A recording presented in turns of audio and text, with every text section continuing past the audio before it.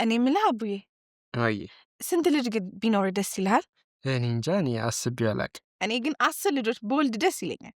ከዛ ሲንጫጩ መስማት ነው። ከ3 ልጅ በላይማ መውለድ ሳይሆን ማርባት እኮ ነው የሚሆነው። አየህ 3 ልጅ ነው የምትፈልገው ማለት ነው።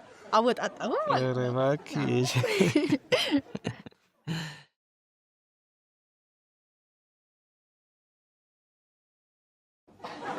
ምን አባ ፈለግ? አሁን እኔ ባልመጣ ኖሮ ምን ልታረጉ ነበረ? ምን አባህ አገባህ? ተቀይሳውን የዘንድሮ ልጆች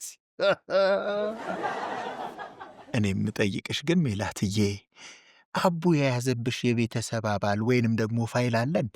ማለት ካልጠፋ ወንድ ከሱ ጋር እንደዚህ ስትጣበቅ ይገርሞኝ እኮ ነው።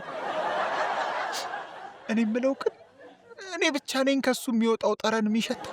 ኧረ እኔ ምንም እየሸተተኝ አይደለም። እንግዲህ ድሮ ድሮ ፍቅር ልብን ነበር የሚደፍነው፣ አንቺን ደግሞ አፍንጫሽን ደፈነሽ ማለት ነው። ይኸውልሽ ከድሮ ጀምሮ ፍቅረኛ ሲይዝ የሆነ ችግር አለበት፣ ምቀኛ ነገር ነው፣ ይቀናብኛል። ለዛ ነው አፍንጫሽን ይላል እንዴ። አንተን ደግሞ አይንን እንዳልደፍንልሽ ሂድ ከዚያው። እንደዚህ እያስፈራራ ከሆነ የራሱ ያረገሽ ሁለቴ በመጥቀስ አንዴ ደግሞ ምላስሽን እንደዚህ በመላስ ምልክት አሳይኝ፣ እኔ አድንሻል። ከንፈርህን እየላስክ ቫዝሊን ላለመቀባት ሰበብ አትፈልግሽ ጭባ። ለምንድነው ከዚህ በፊት ፍቅረኛ እንደነበረ ያልነገርከኝ? ወይኔ ጭራሽ አልነገረሽም?